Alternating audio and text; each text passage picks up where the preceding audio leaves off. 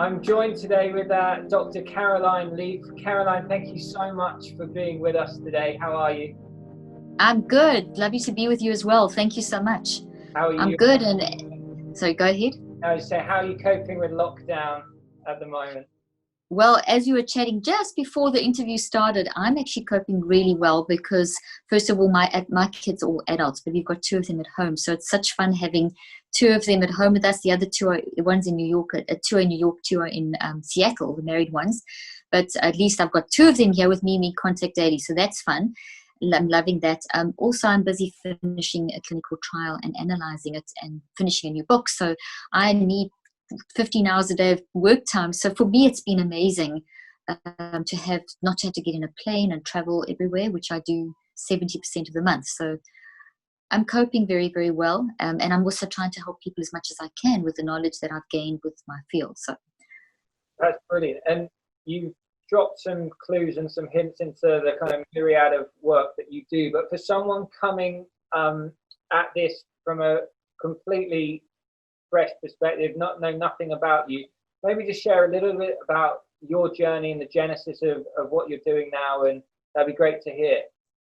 Well, I am a cognitive neuroscientist, also work in the fields of neuropsychology, communication pathology, a little bit of quantum physics, a little bit of epigenetics, which are all fields that sound super fancy. What they're all doing is they're basically telling us about the science of how we function, specifically how the mind and the brain work. And if I use Christianese, which I try not to ever use, but just to orientate people, that's the spirit soul body connection. So I look at that from a scientific angle.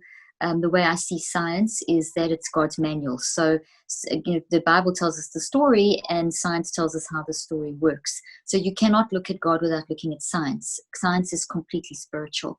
It's really telling us about how we function and how great God is. And things like the words energy, people get panicky about. But if we don't, energy is what God is, the source of all energy, and energy is what is helping us now live this technological virtual lifestyle during COVID. So we've got to be very careful that we don't get stuck in thinking science is not supporting what spirituality is. They're one and the same thing, two sides of a coin. So that's my field of research, and I've been in it for 38 years.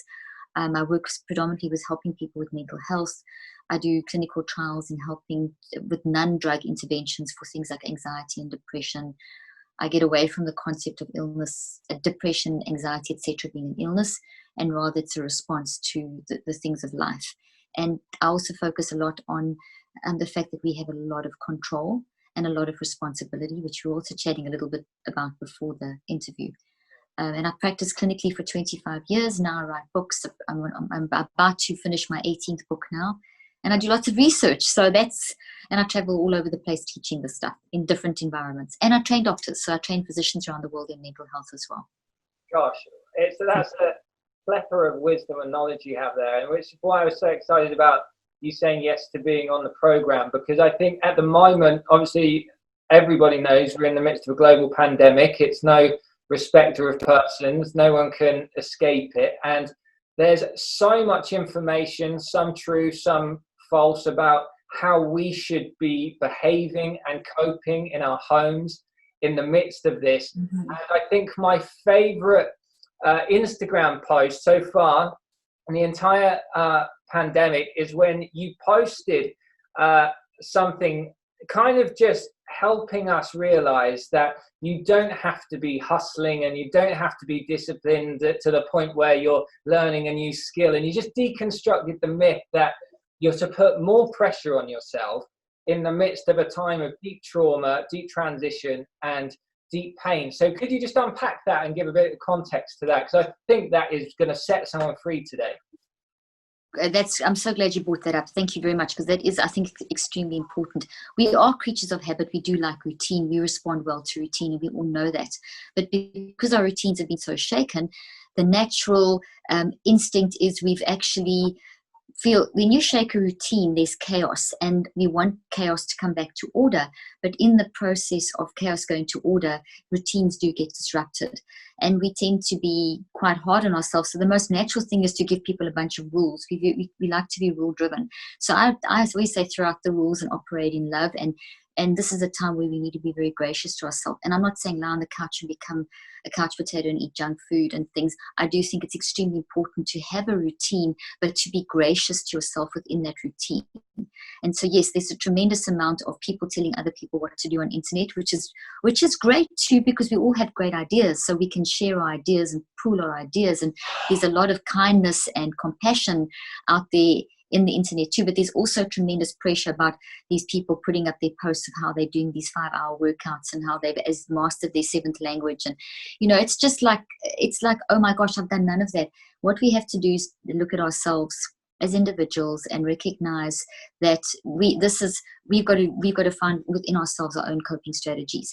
We have to stop trying to hide behind things that we've got to do and what the world tells us we've got to do. We've got to shape our own reality. Yes, look at all the advice, because I think it's great and it's encouraging, but don't look at the advice as something that I have to do everything, because there's 1,000 million pieces of advice out there, and if you try and do everything, you're not going to be able to find the success and the peace inside of you that you want.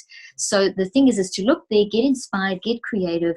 It's a new norm, and a new norm is great. It's exciting. We respond very well to change. Humans respond very well to change. We don't always like the uncertainty that comes with change.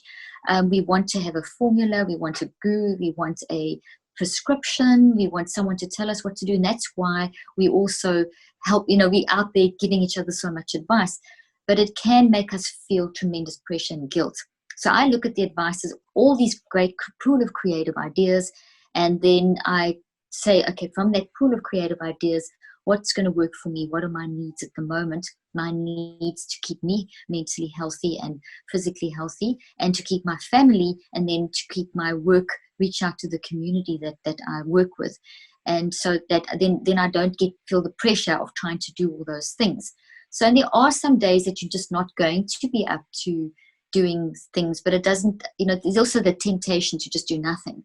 Yeah. And then to get tremendously bored, and we don't do well with that either. We definitely need a balance. So yeah, that whole thing of deconstructing the myth of you've got to use this time to do all kinds of things. You don't have to do anything except control your reactions. And I'm very, very hot on that, because we at the moment immersed in such a strange environment that's actually not so strange anymore, because we've had 2-3 months now to adapt. So it is becoming something we're getting used to. We are starting, within 3 weeks, you're already starting to get used to something. Within 9 weeks, you are pretty much used to it. So we are now, this is our new normal. This is what we have. And it's great, because it's brought humanity back to their knees, and it's given us a chance to collectively look at new ways of doing things. One of the doctors that I work with, the epidemiologist, he made a statement the other day saying that this is the first time in human history that humanity has been collectively united against a common enemy. And that is beautiful. Humanity collectively united against a common enemy. This is not the time for religious fights and political fights. And this is and making you feel bad because you're not doing this, and imposing these things on other people. Everything that you share with other people, coming back to the quote, the Instagram post that you're talking to about, everything that anyone shares with you, they don't have to shape you. Use it as an inspiration, not as I've got to do that. Oh, I'm terrible because I'm not doing that. Find your place where you're comfortable and work from there. And give yourself like a day or two off in the week, but make sure that you've got something that you feel that you've achieved, because as humans we do feel the need to achieve. I know you're doing your PhD at the moment, so, and you've got a new baby, so you've got to kind of arrange your life around work, baby, and PhD, and that's good. You've got some goals. We need passion. We need we need purpose. We need to not just, so if every day just becomes a big mess, it can also, it's very bad for our brain. Our brain can get damaged and that kind of thing. So does that answer your question, or do you want me to dive into anything? No, that's brilliant. And you're flowed beautifully into what I was going to ask you next, because we're saturated with news. Obviously, some news has a particular angle to it because it has its own agenda in parts. Now, how do we balance production versus consumption, and not just looking at the practical side of how this plays out, but I'd love you to drill down on the science. You targeting a couple of words. You mentioned stress and pressure a couple of times there. just what's going on neurologically in our minds, and also the outworking of that in the rest of our body. Okay, so the first, to answer that, great question, by the way, to answer that question and bridge back to the previous question about not being shaped by others, we're talking about identity. So when we talk about, when people are telling us on internet, you should have done 7 languages by now, sort of thing, we feel our identity is being attacked. And that causes tremendous anxiety in the brain. So you need to remember that you are not your brain. You have a mind, and you have a brain and body. And your mind is that deep spiritual part of you. Your mind is that ability to think and feel and choose. It's the 99% part of you. Your mind moves through your brain. Your brain is physical substance. Your body's physical substance. When you're dead, they go. So the fact that your brain and body are functioning means that there's something else that's making it function. So your mind and your brain are separate but inseparable. They're useless without each other, but with each other they come alive, and there's this unity. So the big thing here is that your mind is the driver of how the brain and the body function. As you're thinking and feeling and choosing in response to hearing me now, your brain is responding. So my words and the imagery, that's going through you thinking and feeling and choosing, and that's quantum energy. And it moves through your brain, and it stimulates waves of energy through your brain. And that results in an electrochemical response in your brain and a genetic response in your brain that then influences every single cell of your body. And we have anything from 50 to 100 trillion cells in our brain and our body collectively. So in an instant, we are influencing our brain and our body through our mind. So our brain and our body do what our mind tells it to do. And we see that there are no circuits and so on for any kind of toxic thinking. So when we are in something like a pandemic, in a crisis situation where things have changed, where we are very threatened, health-wise, financially, all of our basic structures, education, everything is threatened. This is now information that's coming in our brain that's toxic. So your brain is responding electrochemically and genetically with all the neurotransmitters. It's responding to how you manage the information. So mind management is absolutely key in a situation like this. And mind management is managing how you are thinking and feeling and choosing. And mind management is essential if you are going to function. Mind management, if you want the scriptural link, is bringing a thought into captivity and renewing your mind. And the fact that you are constantly able to choose life. So even though we are being faced with a lot of death and a lot of fear and a lot of toxicity, there is you choose how you react to that information. Now this is about the 3rd time I've said that about the reaction. You control your reaction. You choose your reaction. So yes, I'm not trying to downplay the situation. It is life-threatening. COVID-19 is a disease, a virus that we do not understand yet. There's all kinds of implications. I don't have to repeat what we already know. But what we do need to recognize is how we process that. So that's how we're reacting to that. If you are listening to the news all day long and you're only listening to one news source, you're not giving yourself a break. You're just pouring in negative information. And your brain, if you don't manage that, your brain will go into what we call high beta. Now there's different wave frequencies in your brain, and the energy of the brain is then going to influence how the structures of the brain function. So what we want for an optimized brain is an optimized mind. And an optimized mind is one that is being renewed and the thoughts are being captured. So this is not the time to have religious fights. This is not the time to be judging others. It's not the time for politicians to be arguing about who's done what and I've done this. And it's time to, an optimized mind we can see amongst the scientists. The scientists are the adults in the house at the moment globally. There's no borders globally amongst the scientists. They are just doing everything in their power to solve this crisis. The politicians in general are fighting, and there's the odd great one out there that's doing, the few of them that are really trying to come away from this. But this is not a time for me, myself, and I. This is not a time for, and there's never really a time for that, but this is a time for us to collectively as humanity, the way that I believe God designed us to function, to face this issue collectively together. So I believe that models in the scientists at the moment.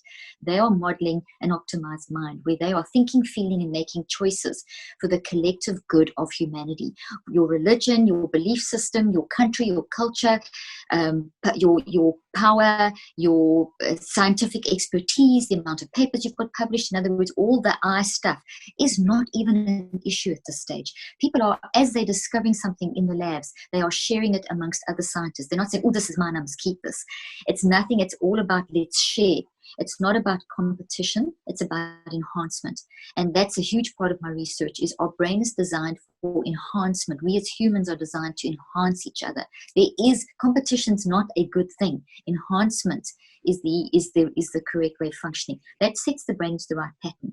So when we immerse ourselves in all the toxicity and we get caught up in that and we're not controlling how much time we spend and balancing the negative and the toxic, our brains are going to merge with what we're focusing on.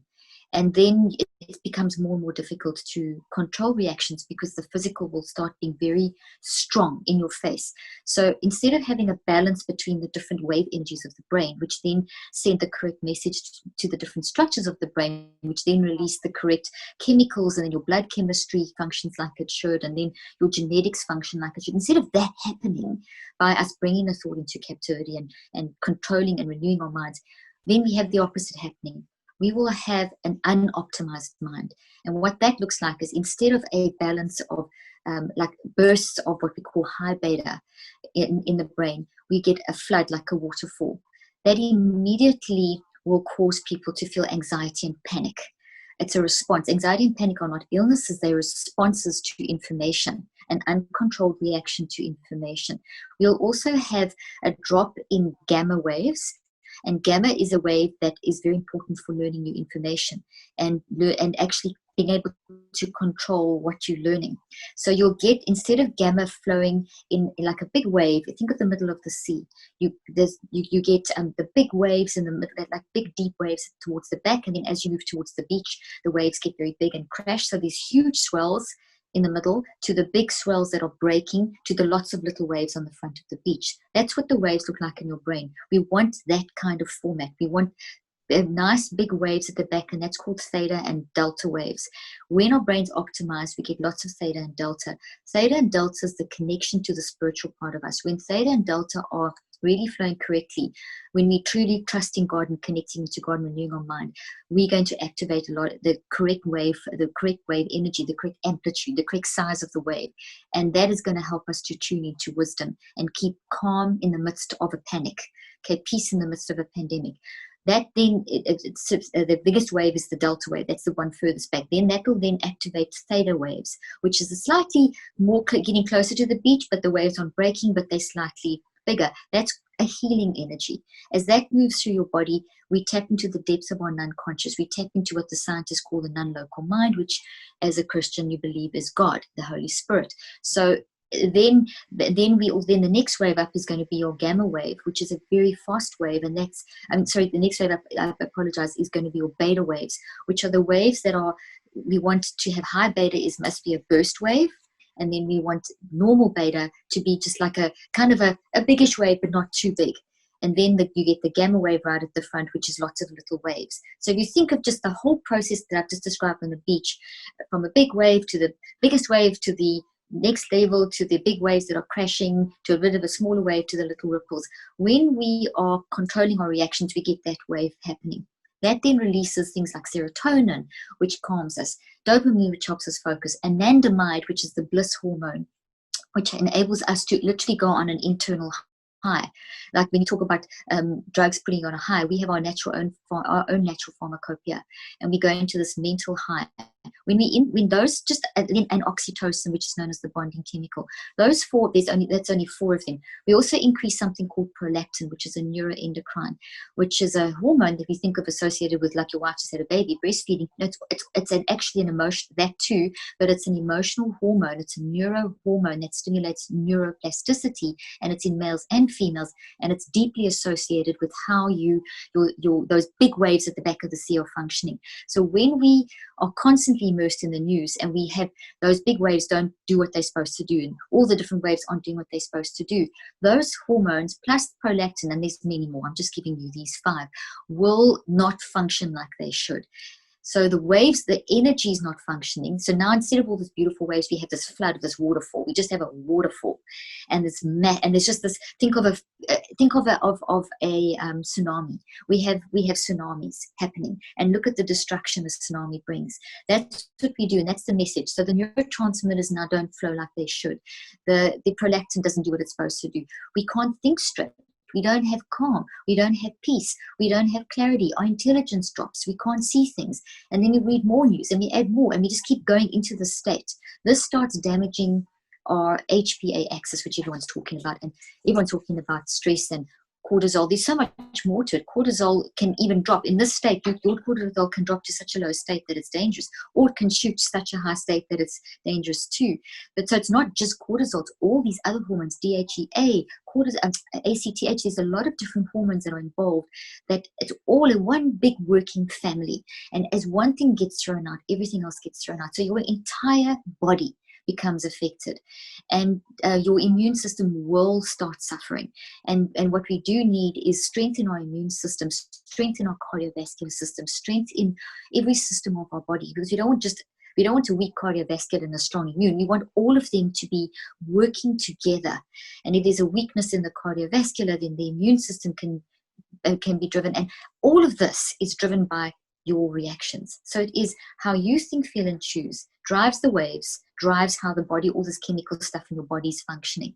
So we have tremendous responsibility not to ignore, not to suppress, not to pretend it's all fine, not to be an ostrich and stick your head in the sand, not to use God as a genie and say, oh, it's all going to work out and it's all fine, and tell your kids these lies when it's not true. We don't know what's going to happen. We really don't know what's going to happen, but humankind has come through these things in the past. We have tremendous resilience. We are brilliant, and despite our dumbness in amongst the brilliance, which comes from us trying to compete and be selfish, humans go through cycles. We get through these things. But what the worst thing that people can do now is slap a scripture on the situation. And I'm not saying don't do it. That's a Band-Aid on the wound. That's a plaster on the wound. What we have to do is get deep down into the garden. And I know that's one of your questions.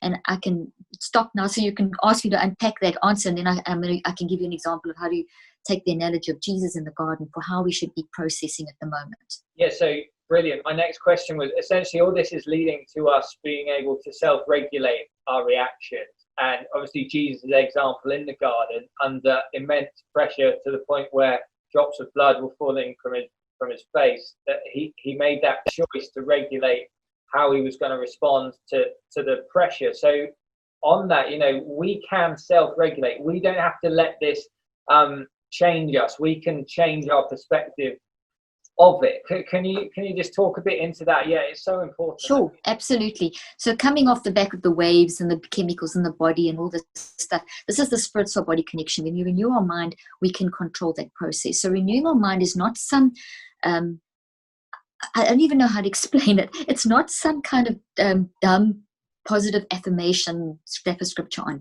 It's an intensely intelligent reaction. I need to face what I'm feeling. So I need to process. I need to it's embrace, it's process, and it's reconceptualize. All my work for 38 years has been around this concept: embrace, process, and reconceptualize, which is mind work. And when you work your mind, when you manage your mind, you change your brain and your body, and you cope within the circumstances. It doesn't mean it's going to be a walk in a park. Your healing may not go. You may have death in your family. You may still be facing starvation, financial crises, but the internal peace, which optimizes brain and body function, will help you get intelligence and clarity of how to manage through that situation and to find the solution some way, somehow, to get creatively linked in with the right people, etc., etc. So it's embrace, process, and reconceptualize. So now I'm going to do this two ways. I'm going to quickly explain this, link this science into the story with Jesus in the garden, because I teach with it all the time. And then I just want to say that in terms of the practical, this is what I have tested in my research for 38 years. And I've just updated. I'm always improving and updating my research. Through every trial that I do, I then improve the science, because science is constantly growing. You never know anything. I mean, you never know everything. It's always changing. So my most recent clinical trial is on the most neuroscientifically updated, neuropsychologically updated science on how to manage your mind. So it's taking renewing the mind to the next level scientifically.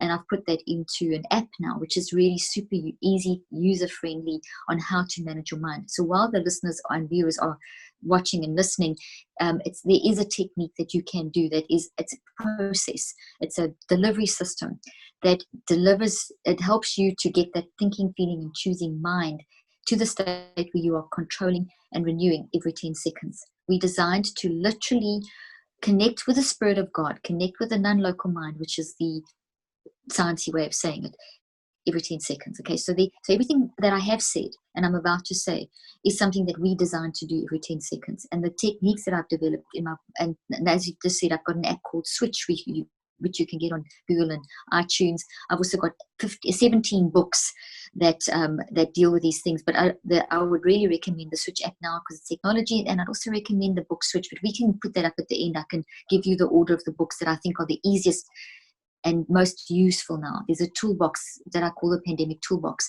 that I believe really can help people. Okay, so to come back to Jesus in the garden. So spirituality and science are one and the same. Jesus was the greatest scientist ever and demonstrated the principles of science. So we have this crazy philosophy in the world today that if I feel pain, I must either numb it or I must suppress it with a scripture and I mustn't speak about it. I saw one of your questions was the word of faith and everything. I am very anti that. I am very anti just throwing out words. When I speak something, it's come from a lot of thinking. I do not just shoot words out. It's come from, so if I say scripture, it's because I really resonate and honor the power of the words and where the source is. So just throwing a scripture is using God as a genie, and that's not honoring of the power of God and godness. I like to even use the word goddess because I think we bring God down to our level and we should never do that. Okay, so that's that. Jesus is a scientist. Jesus demonstrates that we're not supposed to suppress. Never anywhere does it say suppress your thoughts into captivity, deny your thoughts into captivity. It says bring thoughts into captivity. So my scientific research and my work is part of a body of work that shows that we are designed to bring all thoughts into captivity every 10 seconds, okay? So there's the science. Science, as I keep saying, is spiritual. Science is the how-to. It's the manual. Jesus gets in the garden. The first lesson there is Jesus is embracing. He's gathering awareness. He's facing. So that's what Jesus is, as the scientist, is telling us. Life is going to be full of stuff because I've given you free will. Free will means you're going to make bad choices. People make bad choices. Look around you. Consequences of bad choices. Humans are the pathway of this COVID. It's not some weird out of the ordinary demonic thing, which is some nonsense myth that's going around. We are intelligent. The earth is God's. We are God's scientists as well. So we need to recognize that if you look at the science behind COVID, it is something that has, the pathway is humanity. That's why we have to isolate. That's why we have to flatten the curve. That's why we have to wear masks. That's why we have to do what the scientists, not the politicians, what the scientists are telling us to do. Okay? And because they understand. So humans are the pathway. Therefore, we are responsible for what is going on in our life now. So we have to now, as responsible humans, follow these rules so that we can now find a way to solve and work our way through.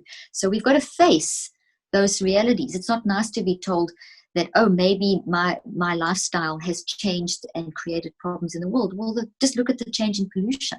Just from us self-isolating, just look at the changes in so many factors that are positive. Some places that haven't seen the sun for years because of pollution. So and pollution, by the way, every microgram of increases your chance of being weaker and more vulnerable to COVID.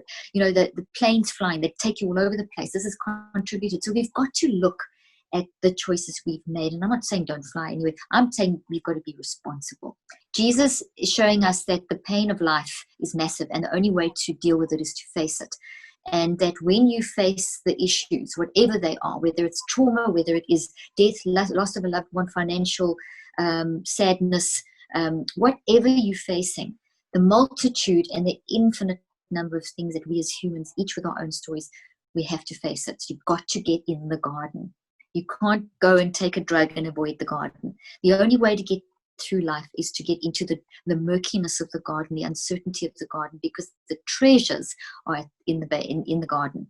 And in that process, it's going to take time. I don't know how long, but Jesus demonstrated he was in the garden the whole hours, days, 3 days. I don't think there's significance in the numbers. what I believe is significant is that it's time, because everyone's individual. So you cannot say it's going to take 3 days or 3 hours or 3 minutes or 16 years. It's very different. What we know certain time things, like we know how long it takes to build a long-term memory, how long it takes to build a habit. But in terms of time being managed, that is something that is incredibly individualistic. We are all case studies. So get in the garden, which means embrace. So the first umbrella, embrace. Get in the garden, face the issue. It's second thing, in the embrace, it's going to take time. Accept that. It's going to be very painful. Accept that. We are in a society today that's become very fearful of pain. I'm scared. Pray it away. Don't say it. Don't say those negative words. Of course you must say them. If you don't get it out, it's going to go in.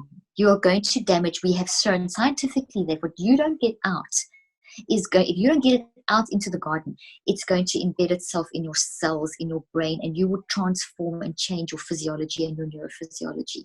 And that is why we have to express, but it doesn't mean you stay there. So you get in the garden and you express it. You sweat the blood.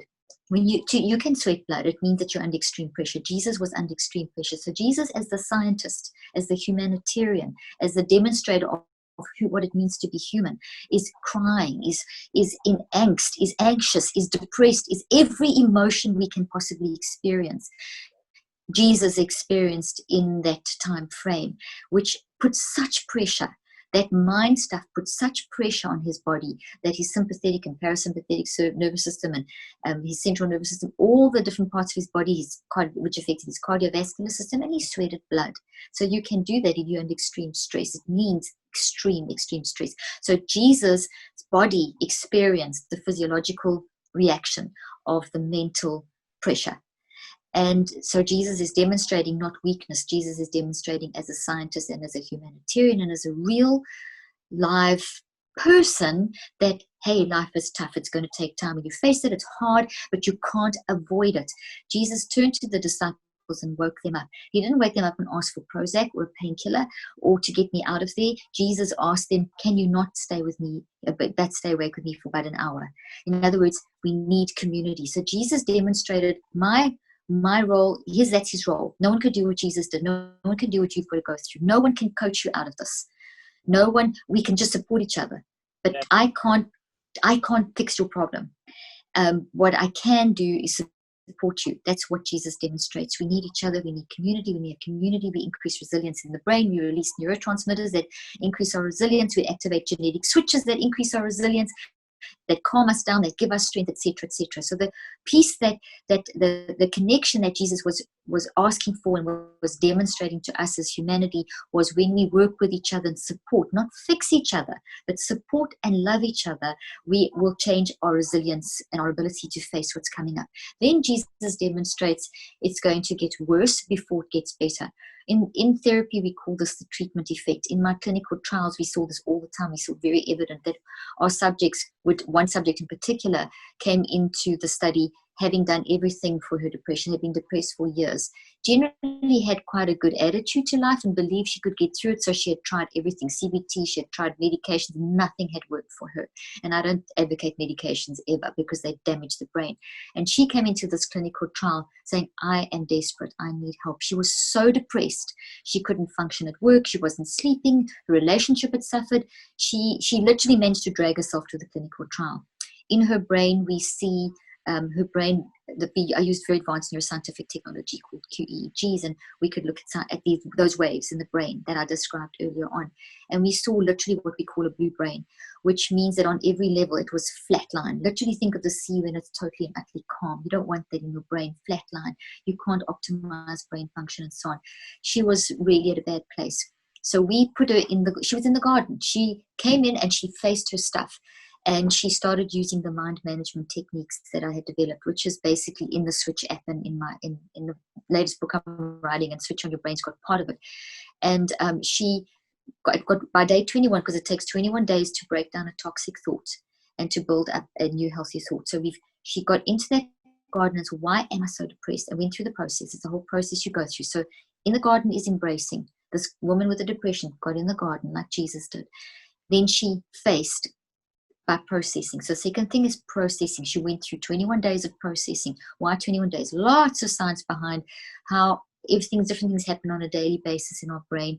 But by 21 days, in that process, she acknowledged, embraced her depression. She didn't deny, but realized depression was a warning signal for an underlying issue. So she had to dig deep into her unconscious mind. We saw her brain change. We saw the waves starting to change from a blue brain and getting from a flat line and start getting some bulges as she pulled things up from her unconscious and started facing them in the garden, which was so painful. So we saw where the depression was dropping, the anxiety was increasing because of the process of what she was going through. So it got worse before it got better. Jesus got put on the cross. It got really bad before it got better. By day 21, we see that pattern in the brain. By day 21, this woman's depression had gone. There was no more blue brain, but she was still experiencing a level of anxiety and a level of identity crisis and so on, which was evident in the front part of the brain, the way the energy was flowing. But she went literally from a blue brain to what we call a gray brain, literally which is transformational in 21 days. And so at that point, her description, her narrative was, this is really hard, but I have a mind management technique. Jesus said, this is really hard, but I have a solution. I'll get on the cross. And then Jesus rose again. So we see that, and when he rose again, he rose with the wounds. So we saw with this woman, by day 63, she rose again. Her brain had literally showed that she was in control. It's not that now her life's going to be perfect for the rest of her life, but her comment was, I know how to manage these bouts of depression. I know the signs. I know the signals. I have a mind management. I know how to capture my thoughts. I know how to renew my mind. And that's essentially what we are. So I took spirituality, I took science, and I blended them together to find the process of how do we do this. And it can be applied for everything, not just in the pandemic, which is an acute crisis. It's acute stress, but in the chronic day-to-day stuff, which has tremendous impact on the brain, the day-to-day stuff. So at the moment, we are all going through chronic stressors, which is the recurrent day-to-day stuff, and acute, which is the COVID thing, and then the deaths, the hunger, the financial. So there's a lot of acute things happening in amongst the chronic. We need to manage the chronic. We need to manage the acute. But we need, and I'm not just talking about getting the money, getting the jobs. That has to be done. Those are the practical. But you need your mind clear in order to solve the problem. So I'm coming in there at that point. My stuff comes in that point where we get the thinking pattern that we can actually think with clarity, optimize brain, because of optimized mind, to get the solutions, to tune into the wisdom of God and find the solutions. Long answer. Phenomenal. I mean, you've kind of deconstructed it in such a fresh way how I don't want to say we're critiquing the way Christendom responds with the language and the culture it creates with the words. I am kind of doing it. You've given me permission. In a nice way. Yeah, exactly, in a constructive way, in a way that's going to make us all better. I'd love to ask, so often I hear about the power of declarations, and I know you've spoken into this a little bit, but how really do we make sure that we are taking ownership of that whilst those who aren't so mature in the faith are kind of using that as a self-help mentality? Is something going on in the mind when we are declaring the truth of the scriptures? Like, is there something going on scientifically, or is it just a cultural response to everyone around us going, naming it and claiming it, blabbing and grabbing? I believe, it's a cultural response for sure. It's a very entrenched one from literally the medieval era, honestly. It's also a modern thing. So it's not just medieval, but the philosophy of you can just slap, it's just God's in control. Yes, God is in control, but God also gave us, God in control is past the buck mentality. I'm not going to take responsibility. It's just, it's God's in. No, you are intelligent. You have free will. That comes with responsibility. And that's what is not being dealt with correctly, the responsibility. So when we declare, it's no different to a positive affirmation. And none of those actually work. So if we look at the brain, what we see is that when someone is just saying something that they don't believe, we see the brain becoming incredibly red. Now, you've heard about a blue brain, but we see a red brain, and that is that waterfall brain. So instead of the nice flow of waves, we now get this rush of high beta and too much gamma, and that creates tremendous conflict. So you're smiling sweetly and you're saying these things, but inside your brain, because your brain picks up on your non-conscious mind, which is what you really believe. So I can say all the things that my culture expect me to say, but if I don't really I haven't really processed or understand. My non-conscious mind is actually the truth. It's very intelligent. It's the 99% of who we are, and and that is going to reflect in the brain as this that creates cognitive dissonance, and that's very brain damaging. You're actually creating brain damage. So the healing power of God is not a magic potion. You cannot just take. So people are worshiping words instead of worshiping God, and God is the source of power. And power is taking responsibility. What have I been given as a human? What is the brilliant mind that I have? How am I supposed to renew it? So if I'm going to say any kind of scripture, I'm going to make sure that it's something that I am trying to process.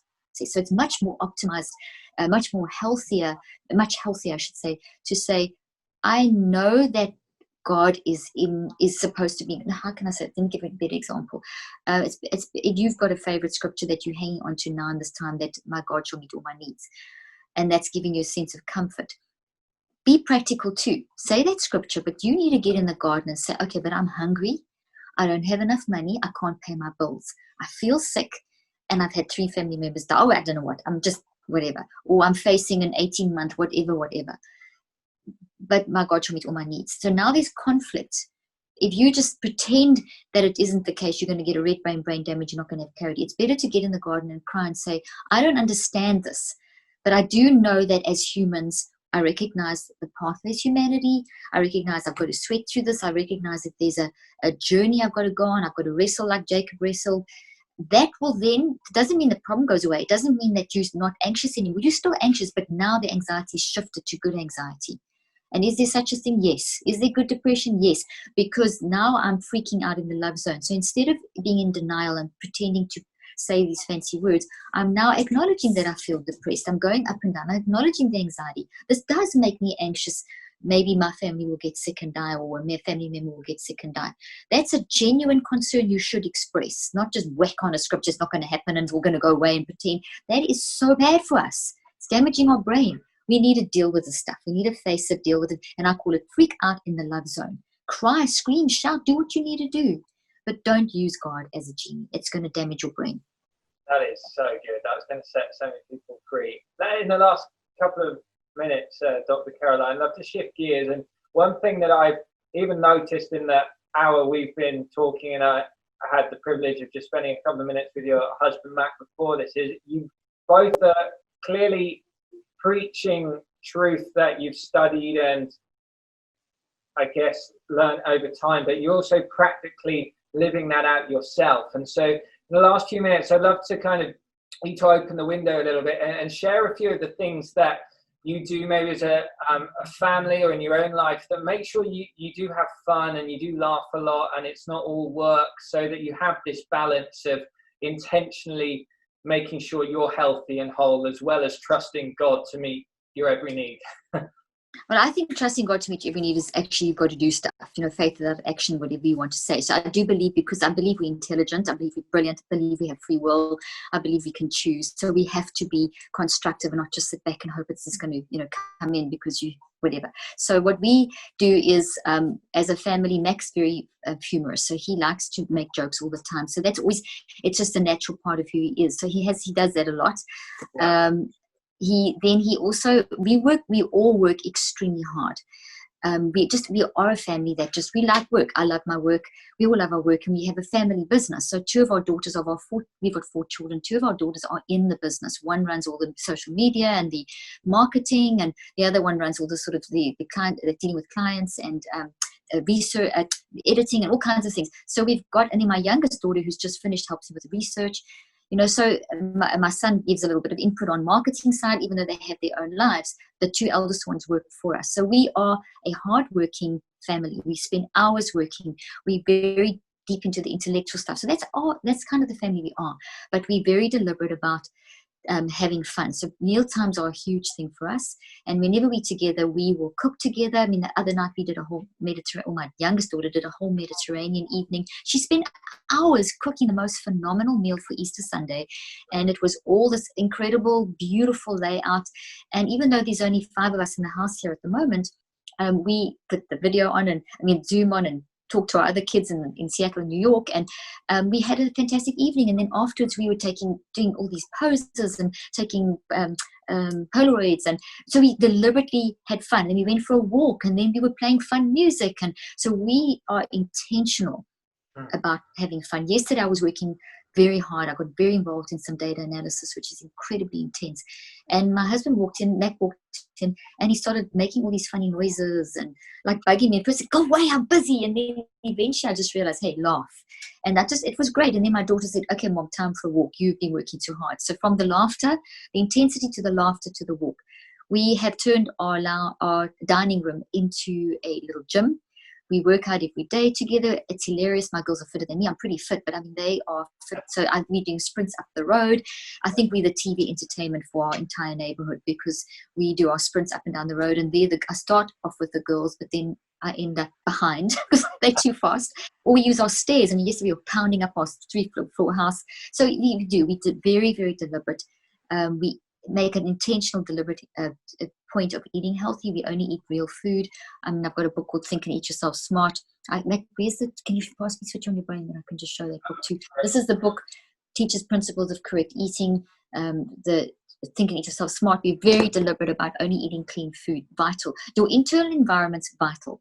Your internal environment is going to determine your reaction and your ability to function. It comes from your mind, as I've been saying. It also comes from diets and exercise. So we're very hot on moving every day. Even if you're super busy and you can still find 15 minutes, even if it's to run up and down the stairs. This is the Switch on Your Brain series that has book, DVD, workbook that tells you, helps you with the mind stuff. The other one was the eating and the exercise stuff. So we're very deliberate about that. So meal times together, intentional fun, at least 5 times a day. We will make sure we're laughing. And it's so much part of our life that we know that we need to do that. So it's become part of a lifestyle. We also do, this is the other series, building Think, Learn, Succeed, which is building your brain. Very important to build your brain. Mental health comes from not just dealing with toxic issues, it comes from also learning new information. You build tremendous resilience, and it's also a great distractor. So instead of spending hours on the news, limit your news to 4 times a day. That's what we do. And we go mainly with scientific sources because they're more accurate. And we then we will study that stuff or whatever we're interested in. Or my daughter's reading something like philosophy and the other one's reading a great story. But we study that. We build our brain every day. So that's our routine. It's done. We in it. We've got, and some days you break the routine and you do something different, but we always make sure the humor's there, the movement's there, the good eating's there, and so on. That's really helpful, Caroline. Penultimate question before I'd love you to share how people can find you, where they can get more of your brilliant teaching and resources. If someone had the opportunity to have a coffee with you, they had an hour with you, and there was one theme that you were to drill down on with that person to coach them in life, what would that be? And you've got that moment now with the viewers, so I'd love you to share what okay, so what I would say to them is you can't control the events and circumstances of your life, but you can control your reactions to the events and circumstances. So it's to take that responsibility of controlling your reactions. Can't control the events and circumstances, but you can control your reactions, and that's vital for brain, body, mind health. You can find me at my website, drleaf.com. I'm very active on social media. We have great daily tips, and we really are. The social media is not this is what I do with my life. It's not that kind of social media. It's purely for educational support purposes. It's total mental health support. So that's Dr. Caroline Leaf on Instagram, Facebook, and Twitter. And then you can find my Switch app at Google Play and iTunes. We have conferences, and you can find me. We're doing a lot of webinars. We've got lots of webinars coming up. We've got coaching programs, very inexpensive coaching programs coming up where you can really help yourself get through these and more. If I was working with you, that kind of program, we've got those coming up as well. In the meantime, the app's a really good place to start, and social media. And one more thing, our email. If you subscribe to our email, that is great because you're getting the updates. I have a podcast. I didn't even mention that. My podcast, I think, is number 3 or 4 in the UK. number 10 in the United States, number 2 in other parts of the world. So it's geared towards, and I'm not saying that because I don't need any acclaim. I'm telling you that because people listen.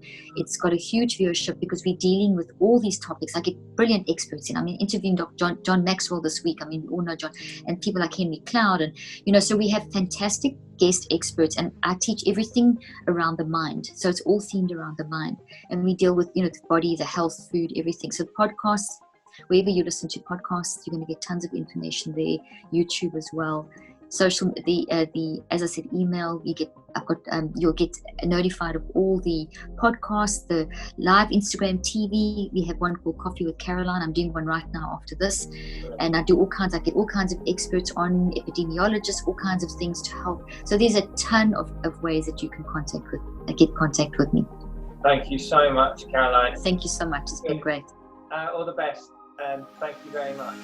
Thank you.